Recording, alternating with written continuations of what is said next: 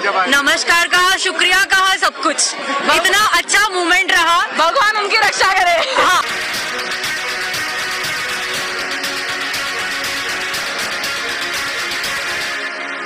आज़म नरेंद्र मोदी की पेरिस आमद पर पाकिस्तानी और कश्मीरी कम्युनिटी ने मुजाहिरा किया। इम्पोर्टेंट खबर ये है कि भारत के प्राइम मिनिस्टर जो है वो फ्रांस गए हैं और सुना पाकिस्तान की एयर स्पेस से गुजरे हैं। पाकिस्तानी इसी से बड़े खुश हो रहे हैं। पाकिस्तान की तो कोई रिस्पेक्ट ही नहीं है जब बात आती है इंडिया और पाकिस्तान की, तो मेरा ख्याल है कि इंडिया तो फिर भी आप पाकिस्तान से। प्रधानमंत्री नरेंद्र मोदी वैश्विक AI शिखर सम्मेलन में शामिल होने फ्रांस की राजधानी पेरिस पहुंच चुके हैं।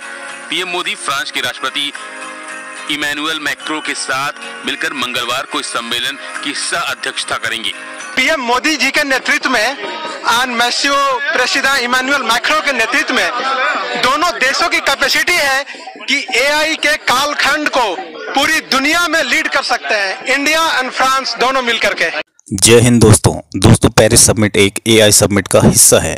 इसमें दुनिया के 90% देशों के प्रतिनिधि शामिल हो रहे हैं, जिसमें ग्लोबल AI की गाइडलाइंस तैयार होगी। AI के नए ट्रेंड्स, प्रगति, चुनौतियों पर चर्चा होगी। उद्योगों में AI के इस्तेमाल पर बात होगी। AI के बेहतर इस्तेमाल के तरीके खोजे जाएंगे। दोस्तों, प्रधानमंत्री मोदी इस समिट के सह अध्यक्ष हैं। AI में भारत ग्लोबल लीडर है। AI में भारत दुनिया में चौथे नंबर पर है। भारत का मकसद AI से मानवता की भलाई करना है। Prime minister Narendra Modi France के दौरे पर इस वक्त मौजूद है। 12 फेब तक जी फ्रांस में स्टे करने के बाद मोदी साहब की मुलाकात है जी ट्रंप के साथ। अगर इस दौरे की बात करें, निहायत ही इंपॉर्टेंट है दोस्तों। वो क्यों, मैं आपको बताती चलूं कि यहाँ पर हो रही है जी फ्रांस के अंदर AI action summit. Artificial intelligence पे दुनिया की जितनी भी डेवलप कंट्रीज हैं इसके ऊपर तेजी से काम कर रही है, और फ्रांस इंडिया को इस वजह से इन्वाइट कर रहा है क्योंकि फ्रांस को लगता है कि इंडिया जो है पॉलिसी मेकर है और मोदी साहब के साथ मिलकर ऐसी पॉलिसीज बनाई जाएगी जिससे इंडिया को भी फायदा पहुंचेगा। लेकिन इसके पीछे जो अहम चीज है जिसके ऊपर मैं आप सबकी तवज्जो दिलाना चाहती हूँ वो ये है कि मोदी साहब फ्रांस से बात करेंगे डिफेंस को लेकर। राफेल 40 राफेल का फ्रांस से वादा किया था इंडिया से, अभी तक एक भी डिलीवर नहीं हुआ। तेजास जो इंडिया अपनी बहुत बड़ी अचीवमेंट मानता है, उसके इंजन अभी तक इंडिया में नहीं बंधे, और इंडिया और फ्रांस का ये एग्रीमेंट हुआ था कि फ्रांस ये इंजन इंडिया में बनाएगा और टेक्नोलॉजी भी इंडिया को ट्रांसफर करेगा। उसके साथ साथ तीसरा अहम मुद्दा जो मोदी साहब जो है फ्रांस के मैक्रोन के साथ डिस्कस करने वाले हैं, power plant, nuclear power India को चाहिए क्योंकि इस वक्त इंडिया जो है एनर्जी सेक्टर को बूस्ट कर रहा है क्योंकि वो मैन्युफैक्चरिंग हब बनने जा रहा है। तो इंडिया में अभी तक जो ज्यादातर एनर्जी है वो कोयले से बनती है, तो वो न्यूक्लियर पावर के ऊपर जी बात करेंगे। इसके साथ साथ अगर हम बात करें तो शहबाज शरीफ साहब ने भी मोदी साहब को टक्कर देने का फैसला कर लिया है और शहबाज शरीफ पहुंच चुके हैं दुबई समिट के अंदर, और ये समिट हो रही है जी वर्ल्ड गवर्नमेंट समिट, जिसके अंदर 30 हेड ऑफ स्टेट मौजूद है और बात करेंगे फाइनेंस के ऊपर, बात करेंगे बिजनेस के ऊपर एंड ट्रेड के ऊपर। मोदी साहब AI के ऊपर काम कर रहे हैं और शहबाज शरीफ साहब ट्रेड के ऊपर काम कर रहे हैं। अगर हम बात करें इंडिया को इस वक्त सबसे बड़ा मसला जो है वो सिक्योरिटी का है। इंडिया जो है अपने एयर डिफेंस को, अपनी सिक्योरिटी को मजीद सिक्योर करना चाहता है और अमेरिका में भी एयरक्राफ्ट की कहीं ना कहीं डील होने की तवक्को भी है। सो बहुत ही इंपॉर्टेंट डेवलपमेंट है जी। आवाम की तरफ बढ़ते हैं और जानते हैं उनकी राय। इंडिया और फ्रांस की जो स्ट्रेटेजिक पार्टनरशिप है उसको तो अभी आप देख रहे हैं, और जो इंडिया की स्ट्रेटेजिक पार्टनरशिप जो उनकी जो मेन चीज उनकी फ्री फॉरेन पॉलिसी है, ठीक हो गया, जो पाकिस्तान में नहीं है। अच्छा, जितनी उनकी फ्री फॉरेन पॉलिसी रही है उतनी उन्होंने अच्छी अच्छी पॉलिसीज बनाई हैं, और उतना ही आप देखें आप उनको, वो इस टाइम इंडिया 5th नंबर पे इकोनॉमी में उसका नाम है वो। अच्छा, इंडिया का ठीक हो गया, ठीक है। इतना इकोनॉमिक लेवल के ऊपर वो है ही है इंडिया इस टाइम पाकिस्तान से। पाकिस्तान IMF से लोन ले रहा है, मतलब डिजिटलाइजेशन की तरफ जो अब कंट्री जा रही है वो इंडिया ही जा रही है। अब इंडिया एक कौम की तरफ बन चुका है, उसने एक कौम बना दिया है ना इंडिया को, हिंदुता। यहाँ पे अभी हम पंजाबी वो जो है ना सिंधी उसी में बटे हुए हैं, ठीक है। मतलब है कि हमारा अभी जो वजीर आज़म साहब हैं वो अब गए हुए हैं, दुबई गए हुए हैं। उन्होंने कोई सुमित फाइनेंस मिनिस्टर की कोई इस तरह की हुई है जिसमें गवर्नमेंट समिट दुबई में आ जाएंगे। तो ये हम कम्पीट नहीं कर सकते। हम अभी तक यहाँ पे है कि फाइनेंस को कैसे इकट्ठा किया जाए, और जिसमें आपके रिसोर्सेज ही नहीं है आपके पास एक इंटरनेट ही कंट्रोल नहीं हो सका। आप खुद एक प्राइम मिनिस्टर हो के आप जो है ना VPN के साथ ट्विटर चला रहे हैं, तो आप मतलब अपने वहाँ पे तो इस तरह आईटी में वो कहाँ तक पहुंच चुके हैं। आपके पास इंटरनेट फैसिलिटीज नहीं है, आपकी यूथ मर रही है, ठीक है, वो काम करने के लिए बैठे हुए हैं, उनसे काम ही नहीं हो रहा, वो कहाँ से इनकम जनरेट करेंगे, कहाँ से आपका रेवेन्यू बनेगा। सबसे बड़ा ड्रॉबैक ये कि हमारे मुल्क में पेपाल नहीं है। जो ऑनलाइन बच्चे जो फ्रीलांसिंग करते हैं वो दूसरे कंट्रीज में अपने अकाउंट बनाते हैं, फिर इनको डेरम और कमीशन देते हैं, अपना पैसा इतना जाया।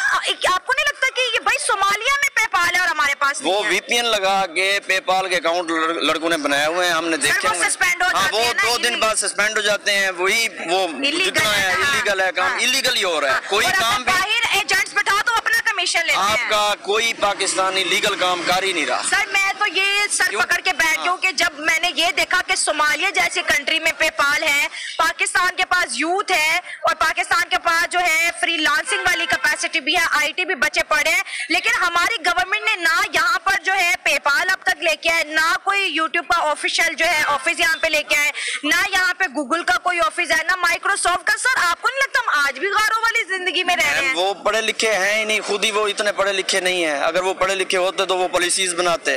पॉलिसीज बना रहे हैं, सेक्रेटरी लेवल पे बैठ के ब्यूरोक्रेट बना रहे हैं, तो वो मतलब है ना, उनको काम करना खुद को आता ही नहीं है, जो वो जाके पॉलिसी बनाए और अपना काम करें। उनका काम करने वाला बंदा ही नहीं है इधर कोई, मतलब है ना, जो भी स्कूल ऑफ थॉट्स के लोग हैं, हाँ, जो भी काम की बात करने लगता है उसको उठा के ले जा। तार साहब, इस वक्त इम्पोर्टेंट खबर ये है कि भारत के प्राइम मिनिस्टर जो है वो फ्रांस गए हैं और सुना पाकिस्तान की एयर स्पेस से गुजरे हैं। पाकिस्तानी इसी से बड़े खुश हो रहे हैं। तार साहब, ये खुशी की बात है या कि एवं ही खुशी मनाई जा रही है?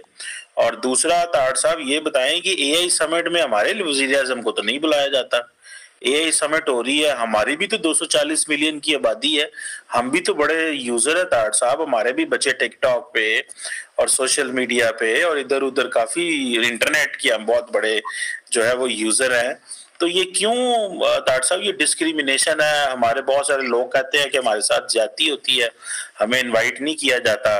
तार साहब, उधर से हमास और इजराइल का दरमियान जो एग्रीमेंट है वो भी जो है सुना है उसके अंदर मसले मसाइल आ रहे हैं। डोनाल्ड ट्रम्प साहब कह रहे हैं गजा से लोग उठ के कहीं और चले जाएं। अरब वर्ल्ड तो बड़ी चल रही है, सऊदीज कह रहे हैं कि इजरायली अलास्का चले जाएं, वो कह रहे हैं सऊदी अरब चले जाएं। What do you make of that, तार साहब? चीमा साहब, सबसे पहले तो मैं वो मोदी साहब की जो 41 मिनट के लिए जो फिजा में रहे हैं उसके बारे में मुख्तलिफ चैनल जो है क्रिटिसाइज बल्कि कर रहे हैं कि मोदी साहब ने, दिस इज नॉर्म ट्रेडिशनल, कि अगर उन्होंने यूज की है स्पेस तो जो प्राइम मिनिस्टर क्या होता है वो खैर सगाली का मैसेज भेजते हैं, लेकिन उन्होंने नहीं भेजा, ये क्रिटिसाइज कर रहे हैं। लेकिन ये कि मैं पूछना ये चाहूंगा कि आप खुद कितने खैर सगाली के मैसेज भेजते हैं कि वहां से खैर सगाली का मैसेज आए वहां से? बल्कि किसी ने यहां तक क्रिटिसाइज किया, एक बंदे ने क्रिटिसाइज किया कि देखें जी, भारत की नफरत हमारे लिए इतनी है कि जो ट्रॉफी यहाँ पे हम खेल रहे हैं क्रिकेट की, उसके नीचे होस्ट कंट्री का नाम आ रहा था पाकिस्तान, उस पर भी ऑब्जेक्शन किया। तो दर हकीकत आपकी कितनी मोहब्बतें हैं अगर देखा जाए तो ये एक तो हिस्टोरिकली करेक्ट किया जाए कि आप हिंदुओं के लिए कितनी मोहब्बत रखते हैं, सबसे पहले तो बात ये। दूसरा उसके बारे में ये है कि आप समझते हैं हम मुगलों के रिश्तेदार हैं, मुगलों ने क्या नहीं किया इस एरिया के अंदर, और आपने उन नफरतों को कम करने की बजाय उनको पैरेलल या उससे ज्यादा आप उसका प्रोपेगेंडा करते हैं। तो दर हकीकत ऐसी चीजें रेसिप्रोकल बेसिस पे होती है, एक तरफ से नहीं होती है। तो चले, ये तो एक बात की जा रही थी। दूसरा चीमा साहब, आर्टिफिशियल इंटेलिजेंस, जिस दिन आपको उसमें इनवाइट करने के लिए जरूरी है कि उर्दू में पहले आर्टिफिशियल इंटेलिजेंस जो है उसकी ट्रांसलेशन आए, तो फिर आपके बच्चे जो है उनको समझ आएगी। क्योंकि आपके मौलवी साहब ने कहा था जब ब्रिटिश ने मुगलों से हुकूमत खरीदी थी, छीनी थी जब ब्रिटिश ने, तो मौलवियों ने फतवे दे दिए थे कि इंग्लिश पढ़ने से बंदा काफिर हो जाता है। आखिर क्या वजह है कि जैसे ही ये खबर मिलती है कि मोदी साहब फ्रांस पहुंच रहे हैं, उसके साथ ही हमें ये खबर भी मिलती है कि EFTA लॉन्च कर दिया गया। इससे पहले कि हम EFTA की तरफ बढ़े और आपको बताएं कि ये जो EFTA डेस्क लॉन्च किया गया इन्वेस्ट इंडिया की तरफ से, ये भारत और फ्रांस को और खासकर भारत को कितना फायदा पहुंचाने वाला है। अच्छा, लेकिन उससे पहले मैं आपको ये बताऊं कि पीएम मोदी ने वहां पर जो प्रेसिडेंट मैक्रोन की तरफ से डिनर होस्ट किया जा रहा है हेड ऑफ स्टेट्स के लिए, वो तो करना ही अटेंड, उसके साथ बायलैटरल इश्यूज पर भी उनकी मीटिंग होनी है और साथ में सबसे बड़ी बात ये कि को चेयर करना है, मोदी साहब ने को चेयर करनी है आर्टिफिशियल इंटेलिजेंस की ये समिट विद प्रेसिडेंट मैक्रोन, क्योंकि उनको दावत इसीलिए दी गई है, उनको को होस्ट बनाया है। तो उसके ऊपर उससे बढ़कर या उसी के साथ ये भी है कि वहां पर इंडियन कॉन्सुलेट भी इनॉग्रेट करनी है मोदी साहब ने। एग्जैक्टली। अच्छा, हमने ना ये देखा कि इससे पहले भी मैंने आपको ये बताया था कि एक दो जगह पर और भी इंडियन कॉन्सुलेट, हाँ, जब डॉक्टर जयशंकर गए हैं, अभी जितना भी उन्होंने दौरे किए, विजिट्स किए हैं, तो उन कंट्रीज के अंदर उन्होंने इंडियन कॉन्सुलेट इनॉग्रेट किए। अब यहाँ पर हिस्टोरिक सिटी, फ्रांस का हिस्टोरिक सिटी मार्सेल में पीएम मोदी इनॉग्रेट करेंगे इंडियन कॉन्सुलेट। तो ये भी हमें नजर आ रहा है कि दुनिया के तमाम कंट्रीज में ये एक आप कह लें कि इंडिया का ये एक डिजाइन है या उनकी तरफ से ये हो रहा है कि ज्यादा से ज्यादा पूरी दुनिया में उनकी कॉन्सुलेट्स नजर आ रही हैं, इनॉग्रेट की जा रही हैं। ये मोदी जो जब इसकी गवर्नमेंट आई थी इधर, अपनी उसने गवर्नमेंट संभाली, उसने काफ़ी डेवलपमेंट की अपने कंट्री में। अब वो अब कह रहे हैं कि जो डिफेंस उसकी है वो इंक्रीज कर रहा है अपने डिफेंस सिक्योरिटी को। और इंडिया के ये जो मेन जो चीज़ है ना, इंडिया यही चाहता है लेटेस्ट जो उसके पास टेक्नोलॉजी है और वो डिफेंस के लिए यूटिलाइज करे, और अगर वो डिफेंस में ज़्यादा यूटिलाइज करेगा तो इसमें पूरे कंट्री का बेनिफिट होगा। कंट्री उस मेन उनका यही पर्पज है कि अपने मुल्क में जो डिफेंस है उसको इंक्रीज करना। और अगर ट्रम्प की बात करें तो उन्होंने भी मोदी साहब को जब कॉल की थी यही कहा था कि इंडिया को अपने सिक्योरिटी पे कॉम्प्रोमाइज नहीं करना चाहिए और जल्द से जल्द अमेरिका से जो है एयरक्राफ्ट खरीदने चाहिए। अगर दोस्तों यहाँ पे हम पाकिस्तान में खड़े हैं, पाकिस्तान के डिफेंस को इस वक्त डिस्कस करना बहुत ज्यादा जरूरी है। एक तरफ हम रशिया से डिफेंस खरीद रहे हैं, अमेरिका से खरीद रहे हैं, चाइना से खरीद रहे हैं, मेड इन पाकिस्तान भी है। पूरी दुनिया में अगर देखा, जैसे इंडिया ऑलरेडी बहुत कुछ बना रहा है, खरीद भी रहा है, बहुत से कॉन्ट्रैक्ट इंडिया के भी पेंडिंग है, बहुत से कॉन्ट्रैक्ट जो है बड़े सक्सेसफुल हो गए हैं। डिफेंस बजट पूरी दुनिया का बड़ा तेजी से इंक्रीज कर रहा है और हमारे लिए बड़ी ऑनर की बात होगी कि IMF का लोन भी हम ले रहे हैं, लेकिन उसके बावजूद भी हम अपने डिफेंस सेक्टर को मजबूती से होल्ड किए हुए हैं। बिल्कुल ऐसे ही है। डिफेंस जो मेन चीज होती है ना कंट्री की, वो डिफेंस ही होता है। अगर डिफेंस उसका अच्छा है तो वो कंट्री सेफ है, अगर डिफेंस उसका वीक है तो वो कंट्री सेफ नहीं है। क्योंकि आपने देखा लास्ट हमने जो हमारी काफी वार हुई है इंडिया के साथ, तो उसमें मेन चीज जो हमने इस्तेमाल किया है वो डिफेंस है। डिफेंस की जो लेटेस्ट टेक्नोलॉजी है जो हम अपने यूटिलाइज करते हैं अपने कंट्री पर, वो फ्यूचर में हमें ज्यादा बेनिफिट मिलता है। और अब तो डिफेंस के वेपन्स में भी AI टेक्नोलॉजी यूज हो रही है, जिसपे इंडिया, फ्रांस जैसे, रशिया, चाइना जैसी कंट्रीज काम कर रही है। सर, हमारे मुल्क में AI पे इतना काम नहीं किया जा रहा और गवर्नमेंट की तरफ से इसको इतनी वैल्यू क्यों नहीं मिल रही? वो इसलिए नहीं, मेरे ने काफी हमारे जो कंट्री में क्राइसिस चल रहे हैं और गवर्नमेंट को इस पर मतलब सोचना चाहिए और इस पर काम करना चाहिए। अगर हमारा सारा कंट्री कर सकता है तो हम क्यों नहीं कर सकते? हमारे पास सोर्स है, हम सोर्स को यूटिलाइज करेंगे तो हमें इसके बेनिफिट बनेंगे।